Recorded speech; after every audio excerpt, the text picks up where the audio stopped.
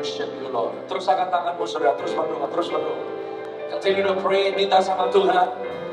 Biar di selama 3 hari ini saudara akan terima lawatan yang Tuhan yang baru. Saudara akan terima sesuatu dari Tuhan. Kau datang ke hamba, tapi kau akan pulang sesuatu yang baru.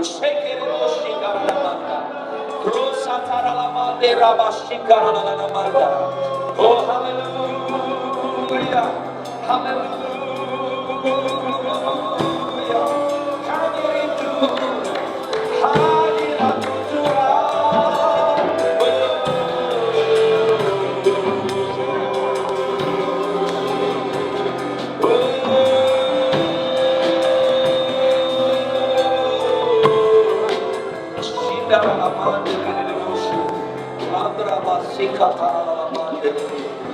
Kami memuji kebesaran-Mu Tuhan.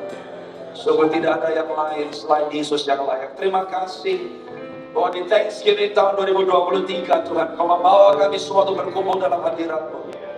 Kami datang haus dan lapar. Kau berkata dalam firman-Mu bahwa yang haus dan lapar akan Kau pasti akan dipuaskan oleh Tuhan. So kami expect, Lord, we will be satisfied and filled with the Spirit of God.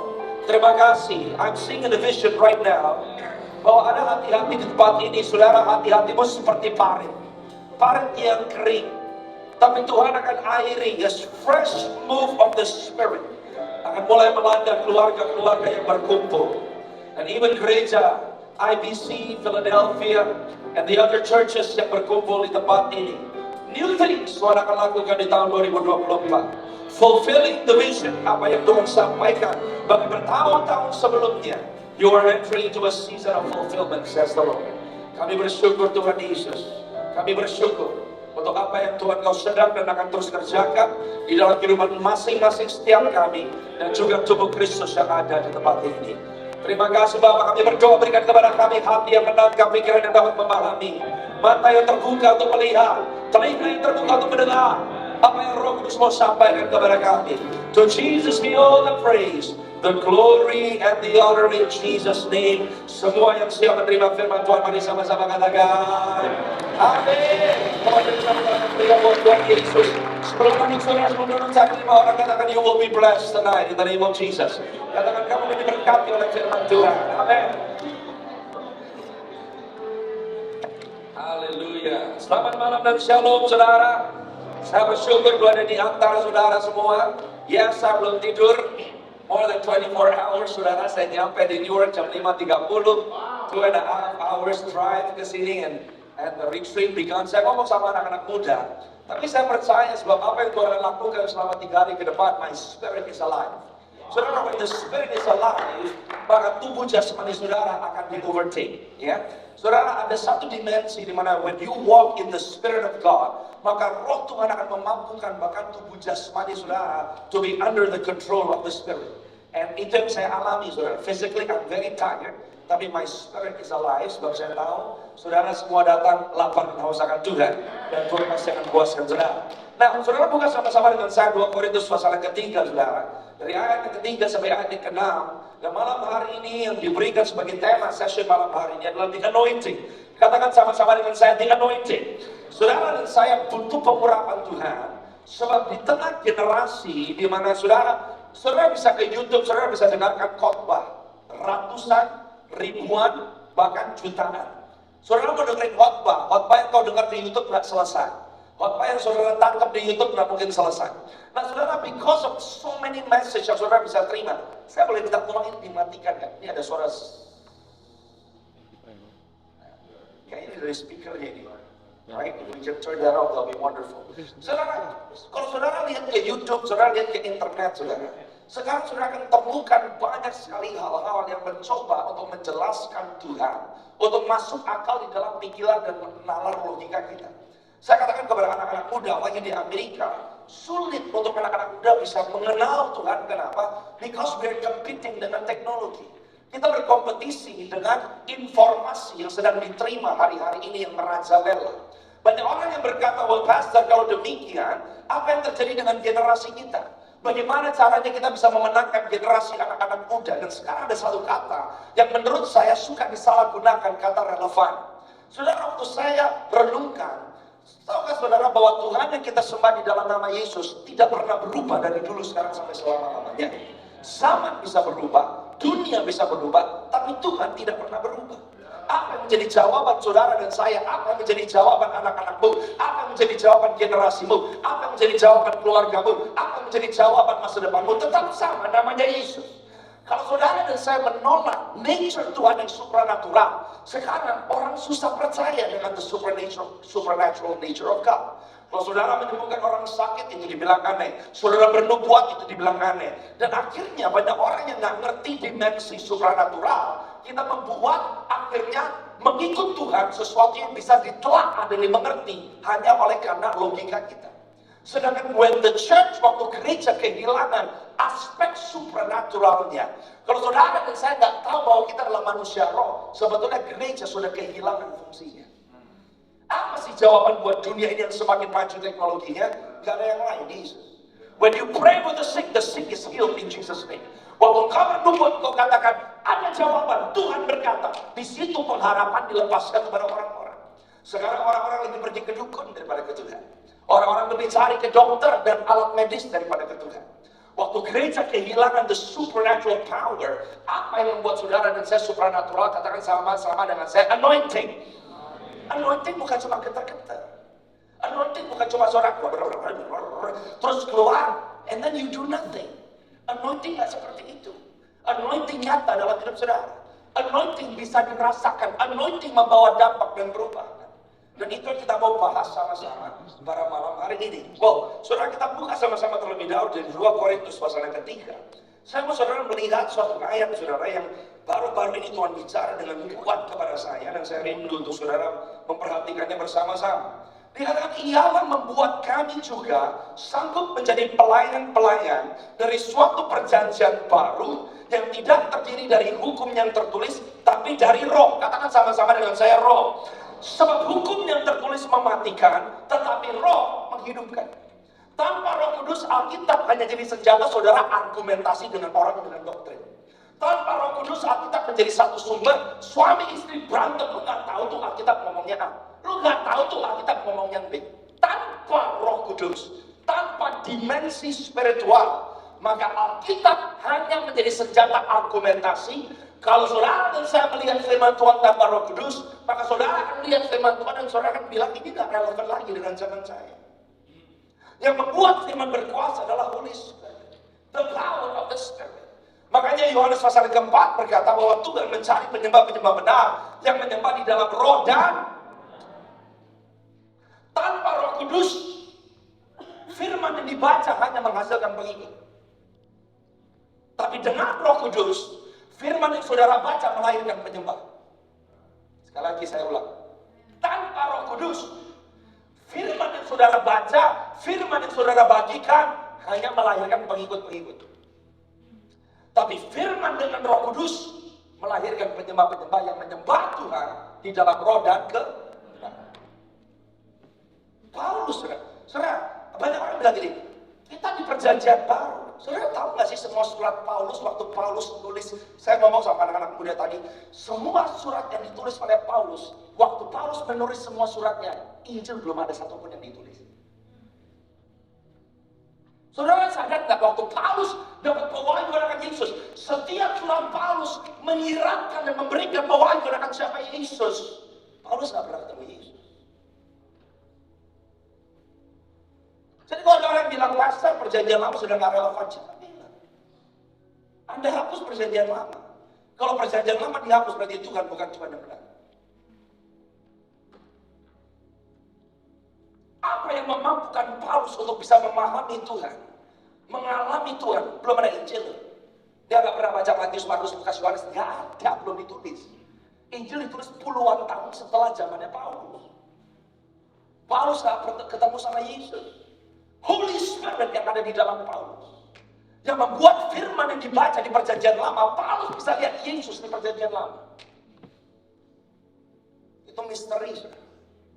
Tulisan mematikan, tapi roh menghidupkan. Ayat 7 berkata, pelayanan yang memimpin kabar kematian terukir dengan huruf pada lolo batu. Namun demikian kemuliaan Allah menyertainya waktu ia diberikan. Sebab sekalipun pudar juga cahaya muka Musa begitu cemerlang, sehingga mata orang-orang Israel tidak tahan menatapnya. Jika pelayanan itu datang dengan kemuliaan demikian, betapa lebih besarnya lagi kemuliaan yang menyertai pelayanan roh. Kapan 10 hukum Taurat turun di Gunung Sinai? Syawal, Pentekost.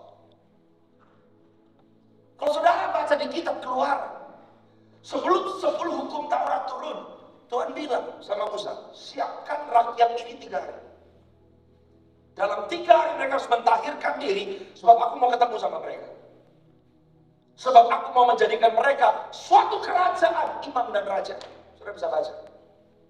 Tapi the moment kemuliaan Tuhan turun di atas Gunung Sinai, gempa bumi terjadi, smoke was everywhere, the fire was strong, the thunder was roaring, the people were afraid. Akhirnya mereka bilang, Musa, gua gak bisa lihat Tuhan, lu aja yang berdiri di sana, kami di sini, lu ngomong, kita dengerin.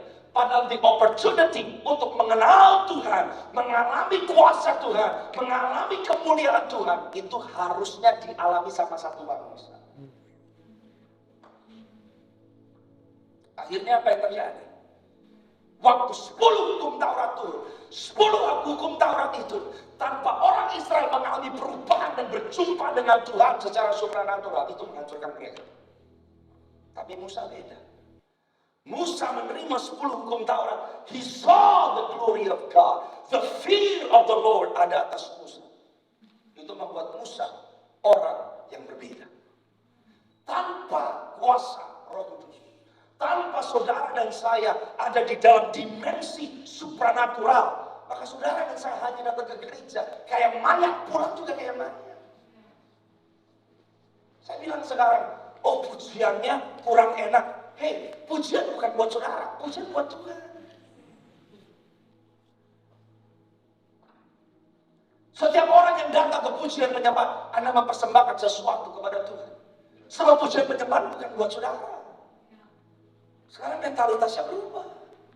Kurang enak. Worship dirinya kurang asik, musiknya kurang keras, kurang ada instrumen ini. Worship has nothing to do with you. Worship has everything to do with God. Amen. Kitab Nehemia berkata, the joy of the Lord is my strength. Apa sih artinya? Kalau dia senang, saudara terima kekuatan baru. Kalau Tuhan bahagia, dia terima kekuatan baru. Makanya di dalam hadirat Tuhan terjadi transaksi. Anda membawa pujian, baik dan baik situasi. Makanya pujian tidak bisa hanya di dalam emosimu. Spirit speaks to spirit. Waktu engkau datang dalam hadirat Tuhan, mempersembahkan korban yang benar di hadapan Tuhan, di dalam persembahanmu kepada Tuhan, dia ganti kelemahanmu dengan kekuatannya yang baru. Yang mengerti katakan amin. Katakan sama-sama dimensi supranatural. Saudara harus jadi orang yang supranatural. Sekarang kita orang Kristen kalah terus. Gak berhenti. Babak belur sama yang namanya masalah. Masalah tidak pernah berhenti. Musuh dari dulu sekarang sampai selama-lamanya. Ya tetap iblis kayak begitu. Gak berubah. Tapi saudara dan saya tidak pernah bisa membandingkan iblis dengan Tuhan. Iblis sama Tuhan itu bukan counterpart. Gak sama levelnya. Iblis ciptaan, Tuhan pencipta. Sampai kapanpun Tuhan selalu menang daripada musuh. Tapi kenapa hidup kita kalah?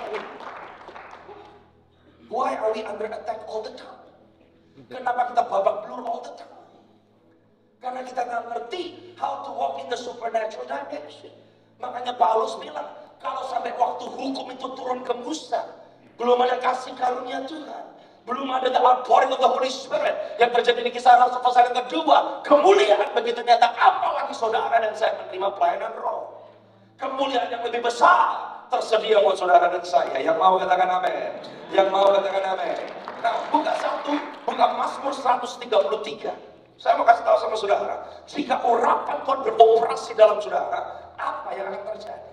Makanya saudara dan saya harus senang ke bawah kalau saudara dan saya mau bersama di dalam pengurapan Tuhan menjadi orang-orang Kristen yang menang di dalam Tuhan, dan saudara harus beroperasi di dalam disiplin-disiplin rohani. Saya katakan tadi, saya nggak usah buka di sini ya saudara. Saudara dan saya contoh, terjadi perang di Timur Tengah antara Israel dan Hamas, bukan Israel dan Palestina. Paham ya? Kita berdoa untuk Israel, kita juga berdoa untuk orang Palestina yang kekencang gara-gara serangan Israel dan Hamas. Tapi perangnya bukan sama Palestina. Saya bukakan tadi buat anak-anak muda. Saudara tahu bahwa perang hari ini tertulis di Alkitab. Di mana Pastor Yosua pasal yang ke-11 ayat 21 sampai 22. Kalau ada yang bisa dibuka somehow, saudara buka. I show you. Makanya kalau orang Kristen saudara dan saya nggak ngerti Tuhan mau bikinnya apa, kita hanya pusing sama kehendakku, keluargaku, pribadiku, semuanya tentang aku. Saudara kehilangan momentum berjalan dengan Tuhan. Karena waktu saudara kenal Tuhan, Anda terima pengurapan Anda terima bukan untuk dirimu sendiri. Anda terima untuk orang lain. Anda terima untuk kepentingan Tuhan. Kalau saudara masih sibuk dengan kepentinganmu, maka kepentinganmu bukan kepentingan Tuhan.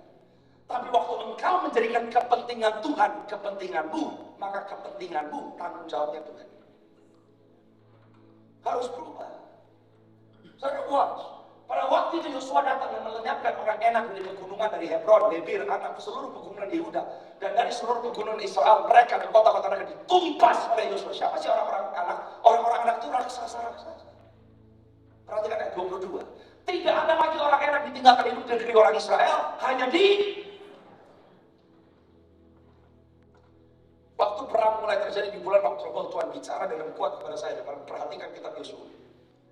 Kalau saudara dan saya nggak bangkit di hari-hari ini, waktu saudara gagal menang di dalam peperangan generasimu, maka generasi anak-anakmu akan perang dengan musuh yang sama. Kenapa Anda harus bangkit? Sekarang saya orang tua, saudara punya anak dua. Kalau saya nggak menang di generasi saya, anak saya akan perang dengan musuh yang sama. Di mana waktu saya gagal, mereka harus perang dengan musuh yang sama. Anda nggak bisa menang sama keangkuhan, your children will fight the same enemy. Anda nggak bisa menang sama kesalahan, your children will fight with the same enemy. Anda struggle untuk taat sama Tuhan 100%. Don't expect your children bisa taat sama Tuhan 100%. Tahu apa yang terjadi? Makanya setiap orang Kristen itu generasinya ngulang terus. Anak saudara, cucu saudara harus ngulang. Kenapa? Kita jadi orang Kristen malas. Tapi waktu engkau hidup dengan Tuhan di atas rata-rata, seharusnya generasi anak cucumu itu berdiri lebih tinggi daripada saudara. Maka generasimu penting. Gak bisa orang tua sekarang bilang, ini kan generasi anak-anak muda pastor, giliran mereka. No, He is the God of Abraham, Isaac, and Jacob. Semua generasi beroperasi, waktu masing-masing generasi tahu fungsinya apa, panggilannya apa, kerjaannya apa. When you rise up in your generation, maka apa yang kamu tabur di generasi akan dituai oleh generasi berikutnya. Gara-gara Yosua dan bangsa Israel, bukan Yosua sebetulnya, bani-bani Israel yang gagal menduduki semua yang Tuhan kehendaki untuk mereka duduki. Apa yang terjadi? Ribuan tahun sesudah mereka, anak-anak mereka masih bergelut dengan musuh yang sama. Makanya kekristenan bukan kekristenan pasif. Kekristenan bukan cuma ngelewatin hidup, survive, nunggu sampai gede, anak saya bisa sekolah, punya pekerjaan bagus, punya anak lagi, umur gue udah tua, mati. Gak kayak begitu, saudara. Then your family will always be in the cycle of defeat. Tapi kalau saudara hari ini berkata, aku mau menjadi apa yang Tuhan kehendaki, aku mau melakukan apa yang Tuhan kehendaki, dengan pengurapan Tuhan, it's possible anak cucu saudara semuanya melayani Tuhan lebih dahsyat daripada saudara. Yang mau katakan amin? Yang mau katakan amin? Mazmur 33. Watch this. Ini paling penting nih. Makanya culture, tadi di session anak-anak muda ngomong tentang Bible culture. Kalau saudara mau terima urapan, you need to walk in God's culture. Apa culture-nya Tuhan? Bagaimana saudara membangun rumah Tuhan itu penting. Mazmur 133 bilang, nyanyian Ziarah Daud, sungguh alangkah baiknya dan indahnya apabila saudara-saudara diam bersama dengan rukun, seperti minyak yang baik di atas kepala meleleh ke janggut, yang meleleh ke janggut Harun dan ke leher jubahnya. Perhatikan ayat yang pertama. Untuk saya baca ayat ini, saya bilang kenapa keunitian atau kesatuan di dalam tubuh Kristus itu disamakan oleh Tuhan dengan pengurapan. Simple, bagaimana saudara beroperasi di dalam pengurapan? Anda tidak bisa beroperasi di dalam pengurapan kalau Anda tidak mencintai tubuh Kristus. Manifestasi kuasa Roh Kudus adalah sebenarnya karunia Roh Kudus. Betul? 1 Korintus pasal ke-12. Bernubuat, berkata-kata dengan pengetahuan, berkata-kata dengan hikmat, membedakan roh, menyembuhkan orang sakit. Betul nggak saudara? Mengadakan mujizat, karunia iman. Betul nggak saudara? Anda baca tahu kan? Karunia Roh Kudus kan? Karunia Roh Kudus untuk apa? Bukan buat saudara, buat orang lain.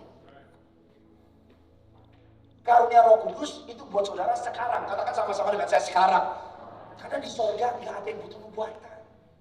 Di surga nggak ada yang sakit. Di surga nggak butuh pelepasan. Di surga orang-orang nggak butuh perkataan hikmat. Tapi kenapa Tuhan memberikan karunia Roh Kudusnya? Orang yang menerima kuasa, karena Kisah Para Rasul pasal yang pertama ayat 8 berkata, kamu akan menerima kuasa kalau Roh Kudus turun ke atas kamu. Karunia itu diperuntukkan supaya saudara memperhatikan kebutuhan orang lain. Lewat hidup saudara, Tuhan mau jamah orang yang membutuhkan.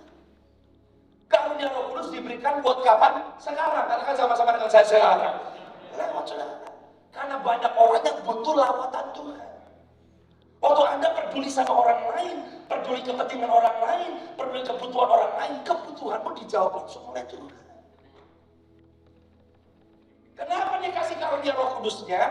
Karena dia mengasihi dunia ini. Kok pastor ada orang yang karunianya hebat, tapi hidupnya jatuh? Karena karunia nggak ada urusannya sama karakter. Karena karunia bukan untuk orang yang beroperasi di dalam karunia tersebut.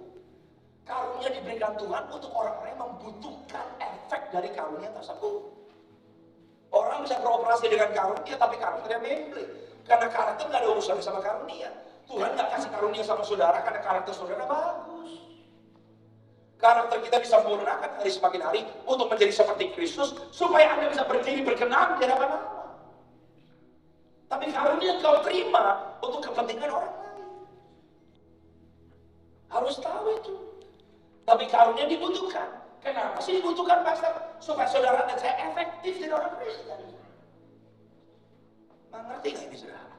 Saudara dan saya harus efektif jadi orang percaya. Karena hidup yang kita hidupi sebetulnya bukan milik kita lagi. Betul nggak sih? Tapi Kristus yang hidup di dalam kita. Yang mengerti katakan amin. Yang mau katakan amin. Kenapa di Mazmur 133 pengurapan itu disamakan dengan orang-orang yang unity di dalam Tuhan. Dan ini membangun tubuh Kristus. Saya dari tadi masuk ke ruangan ini, I feel strong in the spirit. Ada assignment untuk IBC Philadelphia yang belum fulfilled, yang Tuhan akan fulfill. Gereja ini akan punya sekolah. And the Lord has called this church to build a house of prayer in the East Coast.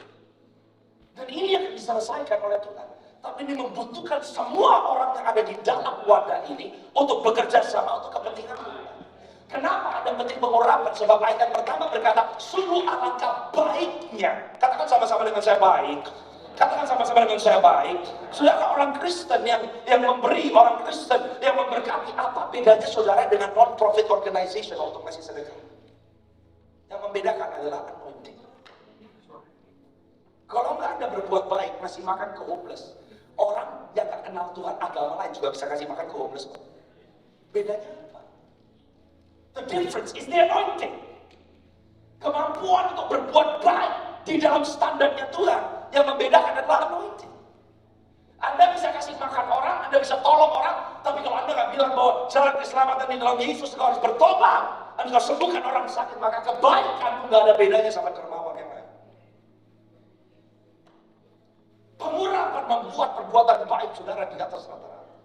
Alkitab berkata sungguh Allah baik, alangkah baiknya dan sungguh alangkah apa saudara? Indah, katakan sama-sama dengan saya, indah. Apa yang membedakan pujian penyembahan malam hari ini berbeda dengan Anda pergi ke konser yang ada di Hard Rock Cafe?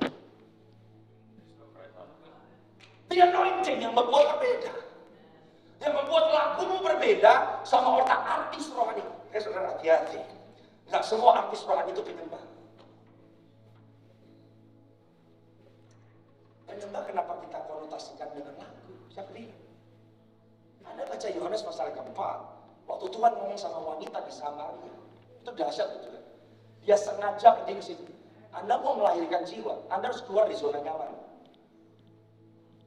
Orang Yahudi itu menghindari daerah Samaria karena musuh bebuyutan. Anda nggak bisa efektif jadi berkat buat orang kalau Anda masih menghindar dalam hidup. Menghindar dari suamimu, menghindar dari istrimu, menghindar dari konflik, nggak bisa. Yesus membawa satu jiwa ketemu Tuhan waktu dia attack the problem, bukan menghindar.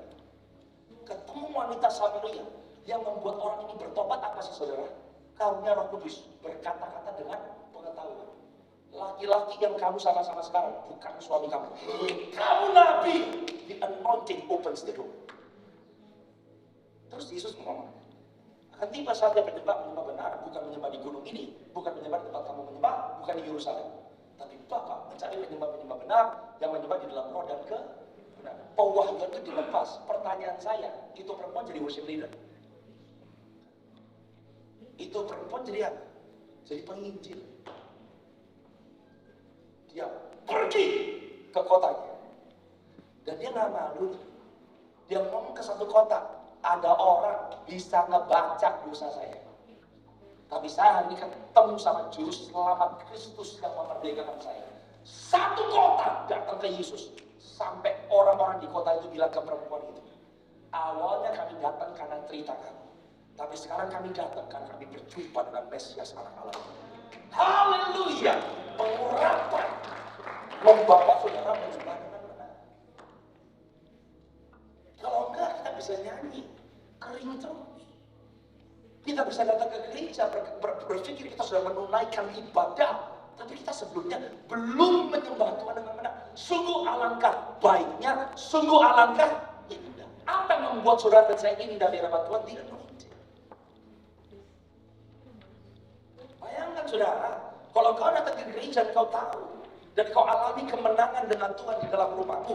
Setiap kali kau alami breakthrough, keluargamu breakthrough, kesehatanmu breakthrough, pekerjaanmu breakthrough. Waktu Anda datang ke gereja hari Minggu, Anda bawa korban. Oh God, you've been so good. Anda bawa korban yang kau layak terima glory.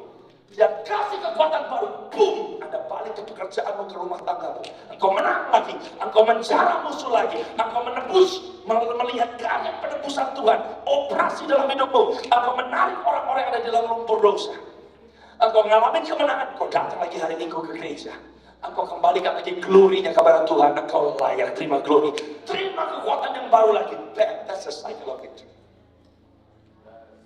Bukan orang babak belur di rumah datang ke gereja mengharapkan tolong saya. Salah. Yang mau katakan amin. Amin. Yang mau katakan amin. Karena Alkitab bilang you can go from glory to glory. Anda dibawa dari iman kepada unity anointing. Sungguh alangkah baiknya, sungguh alangkah indahnya bila saudara seiman hidup dengan apa saudara seiman. Saya baca bahasa asli Ibrani-nya itu bukan orang Kristen ya. Saya Kristen, Bapak Kristen, Ibu Kristen ya, kita saudara. Nggak kayak begitu. Saudara menjadi satu di dalam Tuhan bukan karena ilmu Kristen. Waktu saya baca bahasa aslinya, tahu nggak saudara artinya apa? Sungguh alangkah indah baiknya, sungguh alangkah indahnya bila saudara seiman. Saudara seiman di bahasa Ibrani yang artinya orang yang bentuknya sama, cara ngomongnya sama, yang berjalan di dalam roh yang sama. Itu baru saudara seiman. Bukan cuma sekedar orang Kristen. Lu Kristen, gua Kristen, gak kayak begitu. You walk in power, saudara bisa kenal. Ada Yesus di dalam Tuhan. Ada Yesus di dalam orang-orang yang dewasa di dalam Tuhan. Bentuknya sama, cara ngomongnya sama, perspektifnya sama, goalnya sama, visinya sama. Waktu orang-orang percaya ini kumpul, berhadirat Allah datang. Sungguh alangkah baik, sungguh alangkah indah waktu orang-orang ini kumpul bersama. Seperti minyak loh. Kok keunitian bisa dibandingkan dengan pengurangan? Setiap kali gereja yang dewasa berkumpul, setiap kali gereja yang ngerti identitasnya di dalam Kristus kumpul, that's the true church. Gereja bukan karena bangku gerejanya penuh dengan orang, tapi orang di situ benci Tuhan, gak suka Tuhan. Anda gak bisa tahu hatinya. Tuhan gak mau gereja cuma kumpul dengan ribuan orang, tapi 500 dari orang-orang yang kumpul nggak mau taat sama Tuhan, hidupnya belarakan. Itu bukan orang percaya kumpul. Kumpul bersama berarti aktif, punya goal yang sama, punya burden yang sama. Untuk mereka berdoa sesuatu terjadi. Karena nangkep. Sekarang jangan sampai yang kita sukai hanya dengar khotbah. Padahal the most important part of the service itu worship. Khotbah Anda dengar orang, worship Anda langsung berurusan dengan Tuhan. Di dalam pujian penyembahan orang bisa lepas, orang bisa berdiri, diurapi. In worship, kalau mengerti worship, sekarang worshipnya masih jalan. Nanti ini saya datang pas khotbahnya mulai, salah konsep. Maka ada no anointing. Tapi Tuhan sedang mengembalikan konsep yang benar. Yang mau mengatakan amin. Dan dikatakan seperti minyak yang baik di atas kepala, meleleh ke janggut, yang meleleh ke janggut Harun dan ke leher. Sudah. Saudara lihat, catat 5 hal. Bagaimana sih saudara bisa lihat pengurapan itu bekerja dalam kehidupan seseorang? Minyak itu turun dari kepala. Pengurapan beroperasi dalam kehidupan seseorang akan terlebih dahulu merubah satu cara pikir orang tersebut.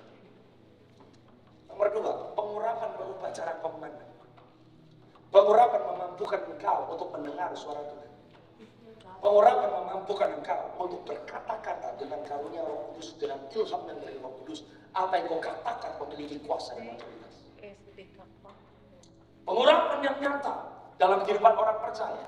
Hidup bisa terangkat. Anda bisa membedakan yang mana yang Tuhan, yang mana bukan Tuhan. Bukan cuma membedakan baik dan jahat, saudara. Kalau saudara dan saya sampai hari ini nggak bisa membedakan yang baik dan jahat, itu masih level kids. Kekristenan bukan lagi membedakan yang baik dan yang jahat, membedakan yang baik dan benar. Oh, saya ulang. Kalau saudara dan saya masih struggle membedakan yang baik dan yang jahat, we are in deep trouble. Karena kemampuan untuk membedakan discernment, bukan membedakan yang baik dan yang jahat, membedakan yang baik dan membedakan yang baik dan karena baik belum tentu benar, benar belum tentu baik di mata saudara sendiri. Katakan sama-sama Tuhan mau bawa saya lebih dalam lagi. Katakan sama-sama Tuhan mau bawa saya lebih dalam lagi. Sekarang buka ayatnya Yohanes pasal 15 ayat 15 sampai 17. Saya mau provoke saudara nih. Saya berdoa Thanksgiving retreat tahun ini berbeda. Karena Anda datang ke tempat ini untuk berjumpa dengan Yesus. Pulang, let your spirit man be charged up. Dan hidupmu gak sama lagi, ya kan? Nah, Yohanes 15, diperhatikan. Saya berani ngomong sama anak-anak tadi. Saya pendeta akan pakai begini. Kalau Tuhan menjawab, Tuhan bisa menjawab ya, Tuhan bisa menjawab tidak, dan Tuhan bisa menjawab belum. Berapa yang pernah dengar khotbah yang begitu? Ayatnya di mana?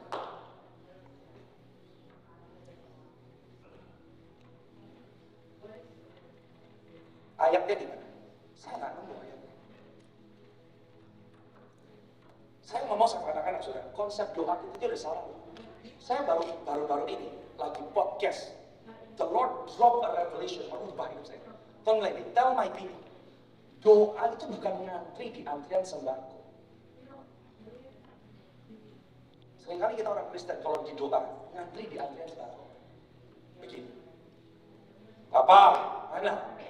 Minta Tuhan, betul, Tuhan, mana? Tuhan, mau sampai kapanpun Anda ngantri di antrian sembako, pernah penuh dan pernah puasnya? Nggak pernah, pasti balik lagi. Doa bukan ngantri di antrian sembako. Kalau mentalitas orang Kristen berdoa ngantri di antrian sembako, menyedihkan, saudara. Tuhan kita bukan dermawan. Dia Bapak, katakan sama-sama dengan saya, Bapak. Kalau Anda berdoa, Anda nggak ngantri di antrian sembako, Anda ngantri di bank. Kenapa Anda ngantri di bank? Karena Bapak Surgawi punya rekening atas nama saudara. Untuk dulu, jangan dulu, ngerti konsepnya dulu. Waktu Anda ngantri di bank, karena kau tahu di dalam Kristus Yesus, semua berkat rohani dan jasmani Alkitab berkata sudah tersedia di alam roh bagi saudara. Dia buka rekening atas nama Michael Bank. Anda ngantri di bank.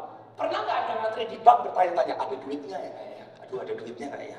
Aduh, ada duitnya nggak ya? Aduh, duitnya keluar. Anda ngantri di bank, Anda tahu rekeningnya, Anda tahu uangnya berapa, Anda datang dengan confident bahwa Anda akan terima yang kau butuhkan dari bank tersebut. Kalau Anda ngantri di antrian sembako, Anda bertanya-tanya dapatnya berapa? Tapi kalau ngantri di bank dengan rekening atas namamu, engkau nggak bertanya-tanya duitnya ada atau nggak. You know the money is there. Orang ngantri nih Pak. Pernah nggak saudara bilang, saya mau kosongin bank saya? Nggak. Anda tarik sesuai dengan keperluan saudara. Paham? Jadi doa itu bukan ngemis. Doa bukan ngantri di antrian sembako. Prayer, you come boldly before the throne of grace. Kita bilang begitu. Engkau tahu Bapak sudah menyediakan. Engkau tahu kau bisa tarik, engkau akan terima sesuai kebutuhanmu. Sebab tidak ada anak yang minta roti dikasih bangku. Kita ngomong seperti itu. Dan rekeningnya atas nama saudara dibuat oleh Bapa Surgawi pencipta jagat raya, pemilik semua yang ada di langit di bumi. Oh haleluya. Dan kalau saudara punya rekening, saudara nggak punya mentalitas ngosongin rekening. Kalau Anda punya rekening, ada yang namanya tabungan. Orang Kristen harus mengerti rekeningnya di dalam Tuhan. Tuhan nggak pernah punya problem sama orang sukses. Tuhan nggak pernah punya problem sama orang kaya. Masalahnya bukan kekayaannya, di mana saudara simpan kekayaan itu. Perhatikan ayatnya dengan sungguh-sungguh. Tuhan nggak pernah benci sama orang kaya. Dia bilang jangan simpan hartamu di bumi, tapi simpan hartamu di surga. Masalah Tuhan bukan sama hartanya, lokasi harta saudara di mana. Karena kalau lokasi harta saudara salah, kalau kau pikir bosmu itu penyediamu, kalau kau pikir itu sarjanamu itu penyediamu, kalau kamu pikir your green card, your US citizen itu penyediamu, kalau kamu pikir istri, suami, atau anak-anakmu itu penyediamu, maka hartamu ada di tempat yang salah, hatimu pasti di tempat yang salah. Waktu hatimu di tempat yang salah, kamu gak bisa melayani Tuhan dengan benar.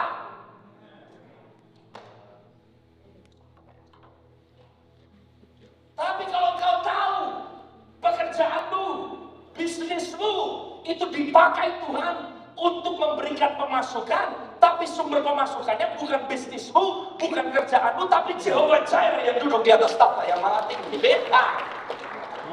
Kerjaan bisa goyah, ekonomi bisa goyah, COVID bisa melanda, krisis bisa terjadi, saudara bisa santai. Kenapa? Karena ada bank account yang gak berubah.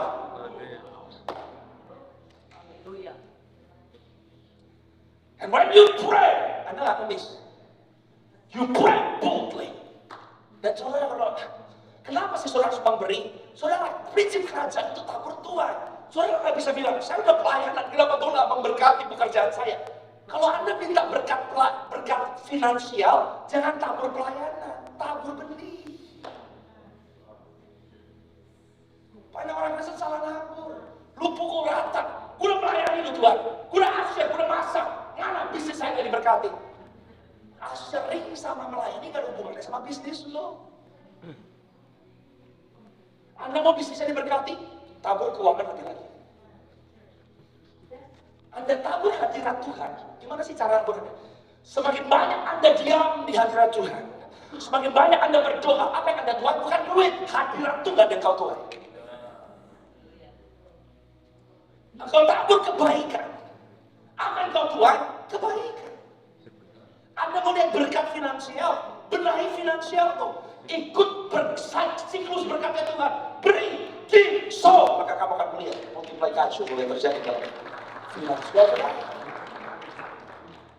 Waktu engkau tahu, when you have a bank account dengan Tuhan, waktu engkau nabung dengan Tuhan tuh, Tuhan nggak tahu tambah-tambahan. Kalau saya baca Alkitab, Tuhan sukanya sama kali-kalian. Anda kasih 1, gak dapat 2, bisa 100. Anda kasih 1, gak jadi 10, bisa 300.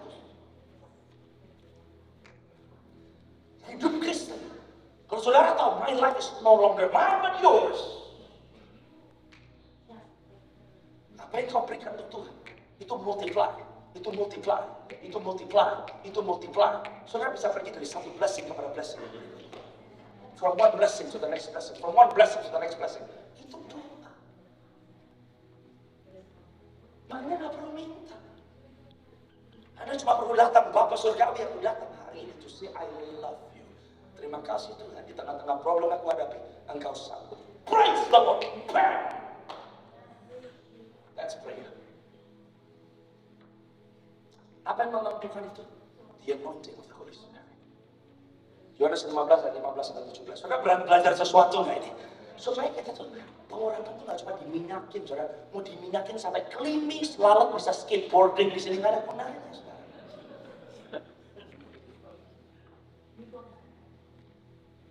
Saudara mau tahu Daud diurapi berapa kali? Seumur hidup. Berapa kali Daud diurapi? 3.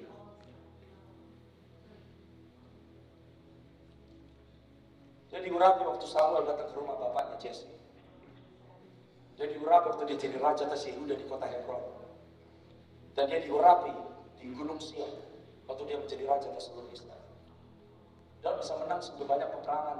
Dia bisa menang begitu luar biasa hidupnya. Berapa kali diurapi? Setiap pengurapan yang kau terima cukup untuk membuat engkau menang di dalam musim di mana kau sedang berjalan. 3 levels of anointing.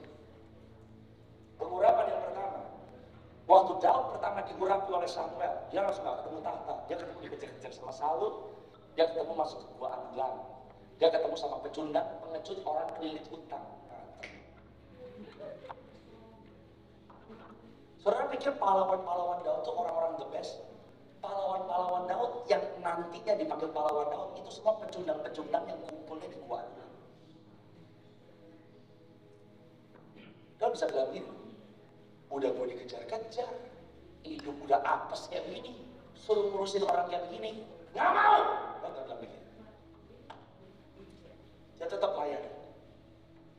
Pengurapan yang pertama yang hadir dalam hidup saudara akan memampukan saudara menang sama dirimu sendiri.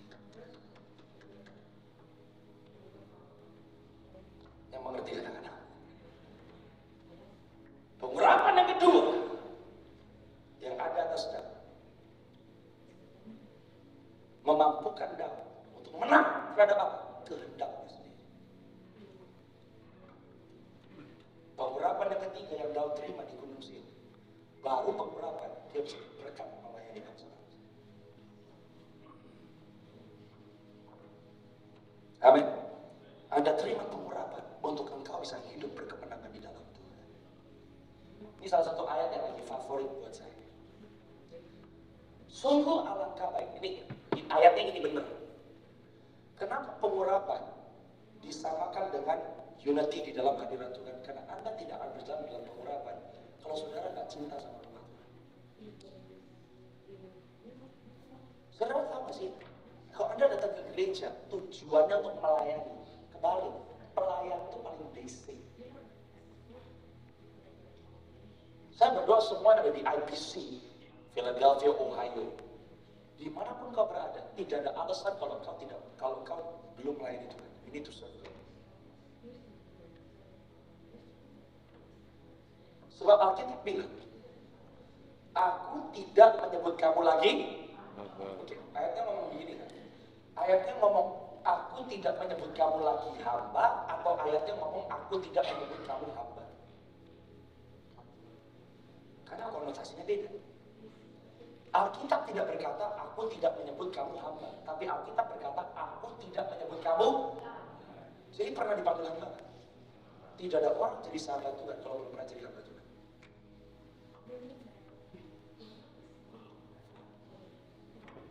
Malas melayani? Gak mungkin grow. Malas melayani? Gak mungkin terima pengurapan. Gak mungkin. Melayani itu bisa. Karena Yesus bilang, aku datang bukan untuk dilayani, tapi untuk kalau Anda nggak mau melayani, Anda tolak pribadi Yesus.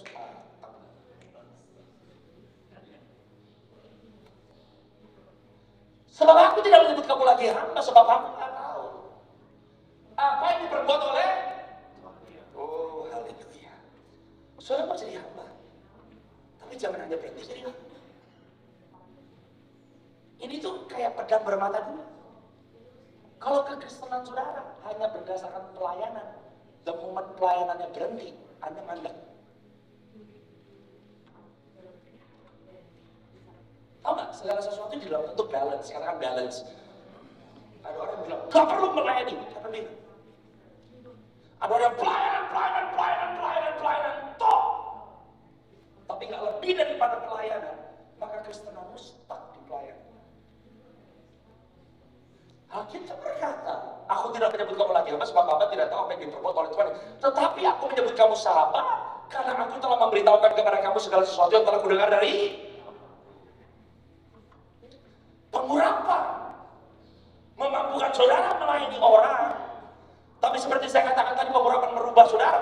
Pengurapan juga membuat saudara untuk bisa masuk lebih dalam lagi di dalam pengenalan yang benar akan Tuhan.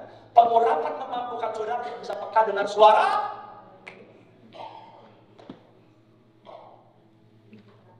Ini yang membuat seseorang sahabat itu apa? Katakan sama-sama dengan saya, informasi. Informasi apa ya kau dengar? Lebih suka baca berita? Lebih informasi dari dunia atau kau dengar informasi dari bawah sadar? Kalau kau sahabat, rahasia kamu bisa tahu. Dunia nggak dapat newsnya, Anda dapat. Yang membuat seseorang sahabat Tuhan karena informasi yang dia dengar. Revelation, siapa yang kasih? Holy Spirit. Segala sesuatu yang telah dengar dari Bapa, aku kasih tahu sekarang. Dimulai dari pelayanan. Pelayanan berarti Anda belajar mementingkan orang lain lebih daripada kepentinganmu sendiri.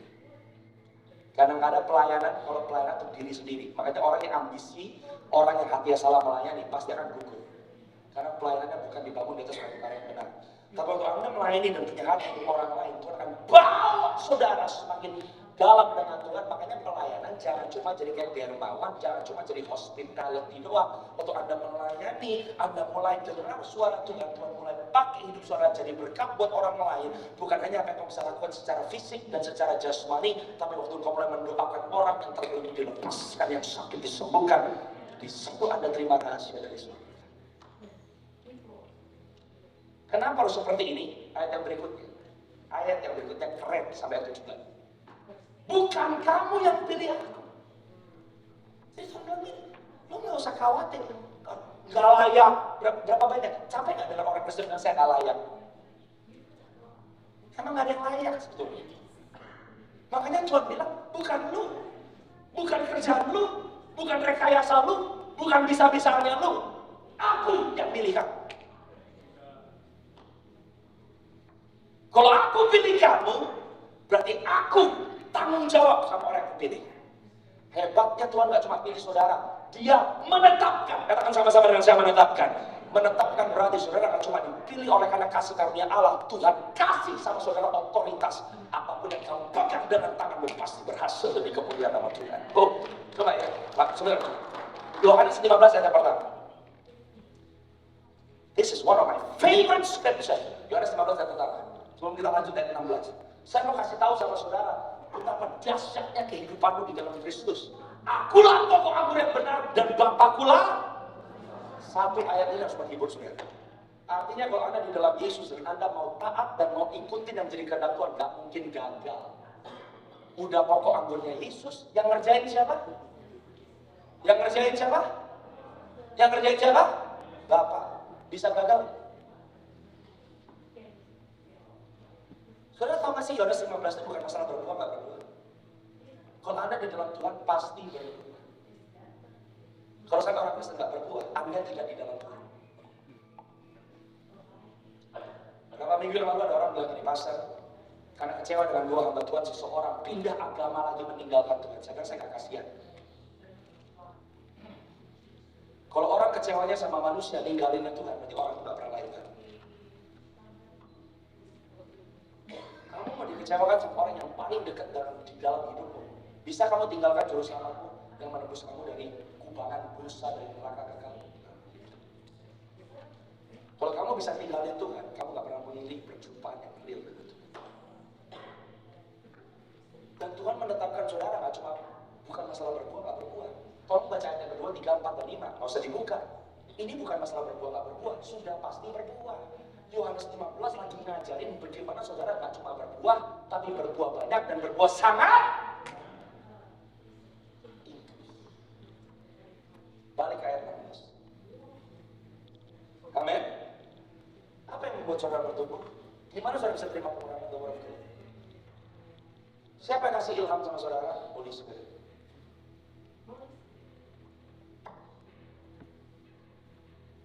Aku menetapkan kamu supaya kamu pergi. Katakan sama-sama dengan saya pergi. Katakan sama-sama dengan saya pergi. Saudara diutus dengan urapan Tuhan. Waktu pengurapan itu beroperasi dalam diri saudara, saudara pergi dan menghasilkan buah, dan buahmu itu tetap baru. Paling suka sama yang bagian terakhir, supaya, katakan sama-sama dengan saya, supaya. Waktu engkau diurapi, dan urapan Tuhan bekerja dalam hidupmu, apa saja yang kamu minta kepada Bapa dalam namaku, diberikannya. Saya mau lihat begini. Apa yang saya minta kepada Tuhan, diberikannya. Kok bisa dikasih? Karena saya tidak salah berdoa lagi. Kenapa saya nggak salah berdoa lagi? Pengurapan merubah hidup saya, menjadikan sama seperti yang diurapi. Siapa sih yang diurapi? Yesus Kristus Tuhan kita. Saudara butuh pengurapan, karena yang saudara ikut namanya Kristus. Artinya Kristus apa? Yang diurapi. You need the anointing. Amin, saudara. Apa saja yang kau minta akan diberikan Tuhan kepada. Saya berdoa di Thanksgiving Retreat ini, saudara buka hati. Saudara buka hati. Supaya hidupmu berjalan dari satu pengurapan kepada pengurapan berikutnya. Every day is an anointed life. Dan hidup yang diurapi, saudara akan menjadi nilai tambah untuk rumah Tuhan. Kalau saudara belum melayani, saya mau encourage saudara, mulai layani rumah Tuhan. Ini ngomong tentang culture.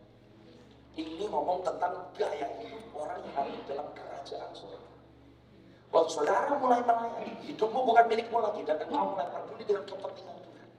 Di situ Anda akan melihat semua potensi yang ada di dalam hidupmu maksimalkan. Saudara punya keinginan untuk punya usaha. Tuhan mau berkati nggak usaha? Harus. Tuhan nggak main hitung-hitungnya. Kita lihat ya 50-50 berhasil atau enggak. Kalau your life di tempat yang tepat, apapun yang kamu pegang dengan tanganmu pasti berhasil. Karena kalau saudara nggak diberkati, nama Yesus nggak bisa diberkati. Kalau orang Kristen hidupnya kalah. Orang nggak punya Tuhan kena COVID stres. Orang kenal Tuhan juga stres. Terus dia bilang, ngapain gue ikut sama lu? Gue bergumul usaha. Gue bergumul sama anak-anak. Keluarga lu juga benci sama lu. Ngapain gue ikut lu? Dunia baru percaya. Saudara dan saya mengikut Tuhan yang benar. Waktu karya Tuhan manifestasi dalam hidup kita. Apa yang manifestasi? The anointing of the Holy Spirit. Amin, saudara. Amin, saudara. Pengurapan membuat segala sesuatunya berbeda. Pengurapan tidak hanya diperuntukkan kepada hamba Tuhan. By the way, ayat ini berkata, aku tidak menyebut kamu lagi hamba. Berarti saudara semua dan saya adalah hamba Tuhan. Jadi konotasi hamba Tuhan cuma pendeta, tolong dihapus. Kalau cuma Pastor Jojo, Pastor Ferry sama saya sendiri, atau pastor-pastor yang pendeta adalah hamba Tuhan, Anda hambanya siapa? Tersinggung, saya bilang hambanya setan. Tersinggung. Katakan sama-sama dengan saya hamba Tuhan. Lihat kiri kanan, mengatakan kamu adalah hamba Tuhan. Oh yes!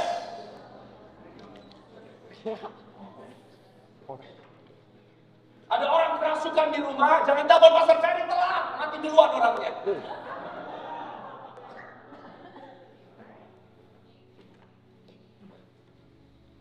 Usir di dalam nama Yesus. Saya latih anak saya umur 21 bulan. You can cast out them. Gimana cara latihnya? Kalau lagi penyembahan di gereja, saya nggak mau dia di sekolah minggu. You stay with me and you worship with me. Kalau dia nggak bisa lihat papinya nyembah, saya nggak bisa expect anak saya nyembah. Sekarang Sunday School di gereja itu tempat penitipan anak.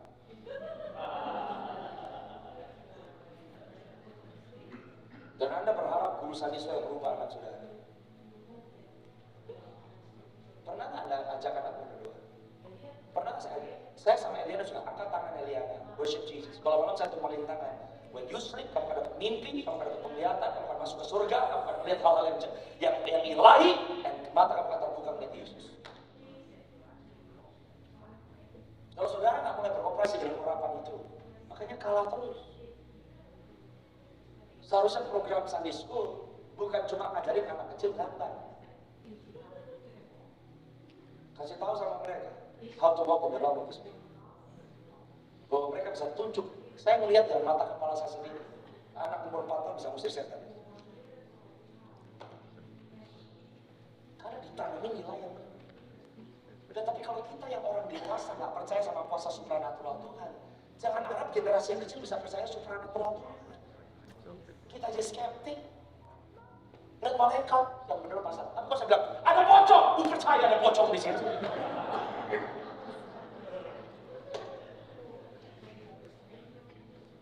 Ada satu orang tua, baru 2 minggu lalu saya melayani di Jakarta, dia datang, pastor doakan anak saya suka ngeliat setan. Orang tua jadi orang stres, doakan anak saya ngeliat setan. Saya ngeliat sama anaknya, nama kamu siapa? Anaknya manis. Saya bilang, kamu milik Yesus Kristus, dan kamu tidak diperuntukkan melihat setan. Mata kamu terbuka untuk melihat karya Tuhan yang hebat. Mulai hari ini, berhenti. Terus dia bilang, tapi pastor kok, kayaknya lagi nunggu anaknya kejang-kejang dulu. Kenapa sih harus nunggu anak lu kejang-kejang dulu?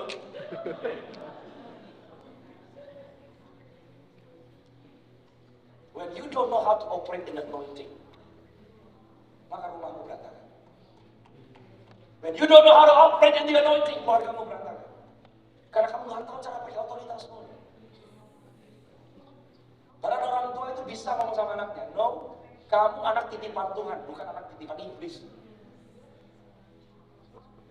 Kamu diperuntukkan Tuhan untuk hidup di dalam alam supranatural yang benar. Pray for your child. Anak saudara akan menangkap itu semua. How to operate in this.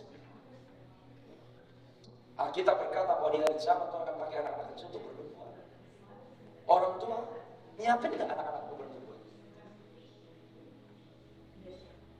Jangan cuma disiapin sekolah. Apalagi kita tinggal di Amerika. Semuanya maunya anaknya masuk ke sekolah yang besar, tinggi, dapat scholarship, bagus. Terus keluar sekarang jadi generasi yang bilang perempuan jadi laki, laki jadi perempuan, bahagia. Jangan tunggu sampai anak-anak kita kesetanan dulu, baru kita kayak orang kebakaran jenggot. Selama anak-anak itu masih di bawah care, tanggung jawab adalah supaya anak ini mengenal Tuhan. Yang mengerti katakan amin? Yang mengerti katakan amin? Pengurapan tuh, rantu hantur. Pengurapan bukan pintu. Pengurapan melepaskan perkenanan Tuhan. Saya lahir baru umur 12, saudara, sebelum saya jadi hamba Tuhan tahun 2018, tidak ada satu pekerjaan pun yang saya minta. Saya kayaknya pernah kesaksian di IBC sudah di. Karena you know when you walk with God, Tuhan akan buka pintu-pintu yang mustahil buat kamu. Yang mengerti katakan amin. Yang mengerti katakan amin. Saya berdoa di retreat ini, malam hari ini kau buka hatimu sungguh-sungguh. Kalau selama ini manusia roh udah kering kerontang, Anda mungkin datang ke gereja nyembah Tuhan, gak merasa apa-apa. Anda mungkin datang melayani, saking seringnya melayani to a point, Anda udah kering. Gak ada dinamika Roh Kudus yang bekerja dalam Anda. Saya mau challenge saudara di retreat ini, engkau membangkitkan manusia rohmu, sebab engkau adalah manusia rohani.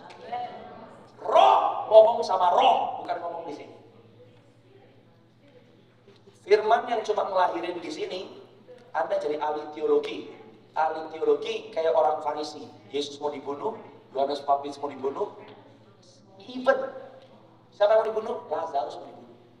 Orang yang cuma terima firman di otak bikin saudara dan saya jadi pembunuh. Pengetahuannya banyak, nggak bisa ngampuni, sombong, rasa terancam, selalu membandingkan diri dengan orang lain. Tapi firman yang diberi oleh Roh Kudus membuat saudara-saudara dan saya menjadi orang-orang yang melepaskan diri. Ahli Taurat, para Farisi gak kekurangan firman, tapi mereka gak punya Roh Kudus. Gimana caranya sampai mereka gak punya Roh Kudus? Karena mereka menolak Yesus.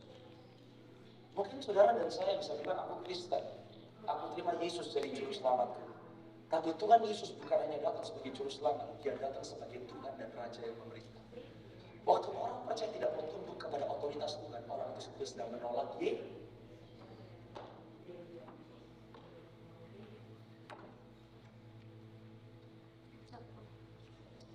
Tuhan gak compete to demi jiwa-jiwa, pakai cara apa aja yang penting gerejaku penuh.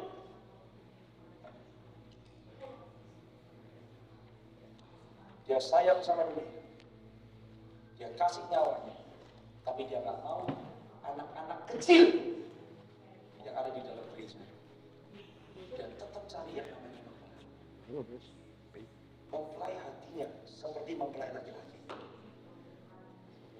Tuhan tidak melegalisir cara apa aja yang penting orang masuk ke gereja. Nggak kayak begitu. Tuhan mau orang-orang yang bisa dia percaya untuk memerintah bersama-sama dengan dia selama-lamanya. Haleluya. Amin.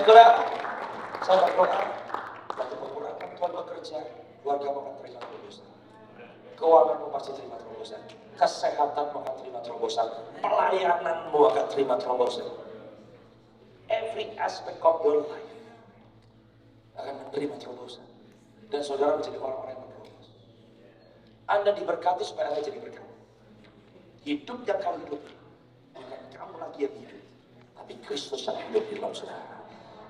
3 hari ke depan saudara buka your spirit man. Setiap session, semua pembicara yang ada, biar manusia mau terlibat. Jangan cuma Anda berdoanya pas lagi di session doang, pas di bawah gitu, ke bawah sampai having fun. Anda lupa untuk keep your heart di dalam postur berdoa.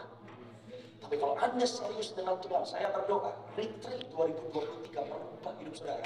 Tahun depan Anda balik, Anda bawa jiwa, Anda memenangkan orang, Anda tumpang tangan, Anda melepaskan yang ada dalam roh. Supaya roh yang ada di dalam saudara jauh lebih besar dari roh apa saja yang ada di dalam dunia ini. Amin, saudara. Saudara punya kesaksian. Pengurapan dalam diri saudara akan melahirkan kesaksian. Jangan anggap remeh dan kecil kesaksian saudara. Kesaksian itu dahsyat dan luar biasa. Saya suntuk mau sampaikan ini. Saya buka tadi sama saudara di Yohanes pasal yang ke-11 bahwa peperangan yang terjadi di Gaza adalah karena bangsa Israel ribuan tahun yang lalu gagal. Betul ya saudara ya? Betul ya saudara? Saya mau kasih tahu sama saudara bahwa di hari-hari ini, di masa peperangan yang sedang terjadi, Tuhan sedang meloncengkan bel. Dia sedang memanggil anak-anaknya untuk bangun dari tidur. Di masa peperangan seperti ini, saudara akan alami kuasa Tuhan. Orang-orang yang kau doakan di rumahmu, mungkin suamimu sendiri, mungkin istrimu, mungkin orang tuamu yang tadinya sulit sekali untuk terima Yesus, musim ini mereka akan terima Tuhan. Lewat kesaksian, lewat kesaksian saudara. Saya mau tutup dengan ayat ini, saya buka di Yus tadi. Oke, kita tutup di sini. Yosua pasal yang kedua, ayat yang ke-9 sampai ayat yang ke-15. Saya mau tutup di sini. Oke, Yosua 2, ayat yang ke-9 sampai ayat yang ke-15. Sudah diberkati malam hari ini, sudah diberkati lambang-lambang. Masih kuat ya? Kalau saya aja belum mengantuk, saudara pasti belum ngantuk. Karena saya berani ngomong nih, baru jet lag soal ini. Belum tidur 24 jam lebih. Jadi kalau saudara bilang ngantuk, gue lebih ngantuk dari saudara. But my heart is full of joy. Amin. Oh, haleluya. Saudara tahu when your spirit is alive, tubuhmu itu mengalami restorasi. Makanya saya ngerti sekarang kenapa kita bilang hati yang gembira adalah obat. Gembira itu bukan kayak begitu. Waktu hatimu on fire for God, badan kamu di-regenerate.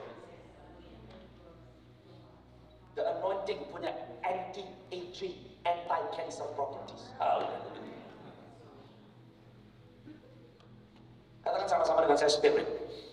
Katakan sama-sama dengan saya spirit. Roh. Engkau manusia roh. Emosimu, jasmanimu tunduk kepada roh. Spirit speaks to spirit. Makanya jangan cuma di sini. Roh ngomong sama roh. Itu baru nyambung. When the spirit of God kena sama roh saudara, boom, itu baru activate.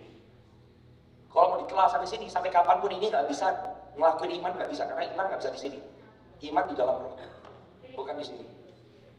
Makanya kalau mau berjalan dalam iman, itu divine logic, resiko, ya memang resiko. Karena iman nggak bisa dilakukan di sini, iman di dalam roh. Saudara manusia roh, kapasitas yang lebih besar adalah manusia roh saudara. Amen. Spiritual discipline itu membangun manusia rohanimu.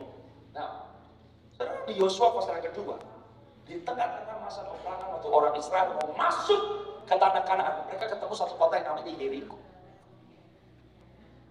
Kalau mereka menduduki satu tanah Kanaan, mereka tidak bisa masuk kecuali mereka terlebih dahulu masuk di Yeriko. Pas di Yeriko ada satu perempuan pelacur namanya Rahab. Saya mau nubuatkan di dalam nama Yesus. This is the season di mana kita sedang berada. Saudara tahu di tengah-tengah perang yang terjadi di Timur Tengah, banyak orang yang nggak kenal Tuhan. Bahkan banyak orang-orang Muslim di negara-negara seperti Iran dan Afghanistan mengalami perjumpaan ilahi dengan Tuhan. Oh, haleluya. Kenapa? Karena di masa peperangan, semua yang Tuhan kita lakukan selalu ada karya penebusannya. Ini mau masuk ke Yeriko, ada satu karya penebusan yang luar biasa sama seorang pelacur yang namanya Rahab. Tahu gak sih Rahab bisa selamat gara-gara apa? Bukan ada pendekar tepuk tangan, even ngalamin Tuhan aja enggak, hanya karena dengar cerita. Watch. Rahab berkata kepada orang-orang itu, dua pengintai yang dikirim sama Yosua. Aku tahu bahwa Tuhan telah memberikan negeri ini kepada kamu dan bahwa kengerian terhadap kamu telah menghinggapi kamu dan segala penduduk negeri ini gemetar menghadapi kamu. Ayat ke-10, sebab kami mendengar bahwa Tuhan telah mengeringkan air laut. Rahab lewat air laut yang terbelah kan? Enggak. Rahab mengalami kemenangan-kemenangan yang dialami orang Israel enggak? Enggak. Hanya karena saya mau nubuatkan di dalam nama Yesus, waktu engkau berjalan dalam otoritas dan pengurapan Tuhan, kesaksianmu melepaskan orang lain. Hanya karena dengar cerita. Tuhan telah mengeringkan air laut di depan kamu ketika kamu berjalan keluar dari Mesir. Apa yang kamu lakukan kepada kedua raja orang Amori di seberang sungai Yordan itu, kepada Sihon dan Og yang telah kamu tumpas. Ini orang pelacur, gak pernah ngalamin Tuhan, jauh dari Tuhan, ada di kota Yeriko yang nyembah ilah-ilah yang lain, bisa ngomong begini, ketika kami mendengar itu, tawarlah hati kami dan jatuhlah semangat setiap orang menghadapi kamu, sebab Tuhan Allahmu ialah Allah di langit, di atas dan di bumi di bawah.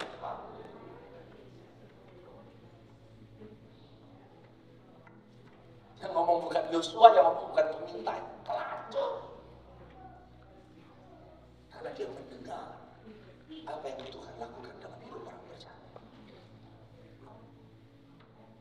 Jangan anggap remeh dirimu sendiri, jangan merasa, oh coba kalau ada hamba Tuhan ini ngomong sama suami saya pasti dia dilawan. Coba kalau ada orang hamba Tuhan ini ngomong sama anak saya mungkin dia berubah. No, Tuhan gak mau pakai orang yang lain, Tuhan mau pakai hidup saudara. Lewat perkataanmu, orang-orang di sekitarmu gak bisa sangkali Tuhan engkau sebut dia hidup. Yang mengerti katakan unity anointing. Pengurapan yang membawa kesaksian dalam hidupmu. Orang yang mendengar apa yang Tuhan lakukan dimerdekakan. Si pelacur saudara, gak cuma dia yang selamat. Ayat berikutnya, tahu gak siapa yang selamat? Seisi rumahnya selamat. Ayat ke-13, lengkap aja. Bahwa kamu membiarkan hidup ayah, ibuku, saudara-saudaraku yang laki-laki, yang perempuan, semua orang-orang mereka, dan bahwa kamu akan menyelamatkan nyawa kami. Dalam satu hari gak cuma Rahab selamat, seisi rumah tangganya selamat. Rahab yang pelacur terus jadi pelacur, enggak saudara. Keturunan silsilah Mesias, Yesus Kristus anak Allah yang hidup lahir dari keturunan Rahab. Tuhan berubah destiny orang ini di masa peperangan. Kalau saudara tahu apa yang Tuhan sedang lakukan, dan kau gak bermalas-malasan kekristenan di tengah-tengah keadaan dunia yang paling genting, di situ kuasa Allah menjadi nyata dalam hidup saudara. Amin. Kita tutup aja, ayat 14 dan 15 kita selesai. Lalu jawab kedua orang itu kepadanya, nyawa kamilah jaminan bagi kamu. Asal jangan kau kabarkan perkara kami ini, apabila Tuhan nanti memberikan negeri ini kepada kami, maka kami akan menunjukkan terima kasih dan setia kepadamu. Ini ayat yang dahsyat, ayat 15. Perhatikan. Kemudian perempuan itu menurunkan mereka dengan tali melalui jendela, sebab rumahnya itu letaknya pada tembok kota. Jadi pada tembok itulah dia. Jadi rumahnya Rahab di mana saudara? Di mana? Tembok Yeriko ya? Bukan di dalam tembok ya? Di temboknya ya? Pertanyaan saya, waktu Yosua 6 terjadi, Yeriko turun, tembok Yeriko runtuh, apa yang terjadi dengan rumahnya Rahab? Tetap berdiri. Orang percaya ya, Anda under the covenant of the anointing of God. Walau 1000 rebah di sebelah kiri dan 10.000 di sebelah kanan, kau tetap berdiri. Tuhan tidak kehabisan akal untuk tolong saudara. Strateginya Hamas bukan baru, strategi zaman kuno. Mana ada perempuan ditaruh di tembok. Ternyata sejarah mengatakan pelacur-pelacur itu dulu dijadikan seperti mata-mata. Rumahnya ditaruh di tembok kota. Jadi kalau ada orang mau masuk ketemu sama mereka dulu, si pelacur-pelacur ini disuruh nyampein ke pemerintah di dalam, mereka dapat tempat. Jadi hidup orang ini diperdaya. Gak cuma badannya dipakai sama orang, even status hidupnya itu dijadikan seperti judi sama pemerintah. Orang yang gak punya arti, orang yang ditolak, orang yang gak punya harga diri, orang yang gak punya harapan, tapi ditolong oleh Tuhan. Saya percaya di tengah-tengah keadaan yang sedang menimpa dunia ini, keselamatan massal akan terjadi, penuaian jiwa yang luar biasa. Kasih Tuhan akan melanda dunia. Dia mau pakai hidup saudara. Lewat kesaksian saudara. Orang ini selamat karena kesaksian. Yosua gak tumpang tangan. Dia gak pergi ke KKR. Dia gak terima kesembuhan ilahi. Hanya dengar kesaksian. Kesaksianmu berharga. Kesaksianmu dahsyat. Kalau engkau mengizinkan pengurapan Tuhan pakai hidupmu, lewat engkau, izinkan dia lakukan perkara yang besar. Izinkan Tuhan lakukan perkara yang ajaib dan dahsyat di luar apa yang dalam pikiranmu. Kalau engkau berkata hari ini kamu bukan siapa-siapa, keluar dari retreat Thanksgiving ini, engkau harus tahu engkau siapa-siapa di dalam Tuhan. Bukan kamu yang pilih Tuhan, tapi Tuhan yang pilih. Mungkin ibumu sama bapakmu tolak kamu waktu kamu kecil. Mungkin suamimu atau istrimu bilang bego lu. Tapi Tuhan pilih saudara. Dan Tuhan menetapkan saudara untuk saudara bisa jadi berkat. Amin.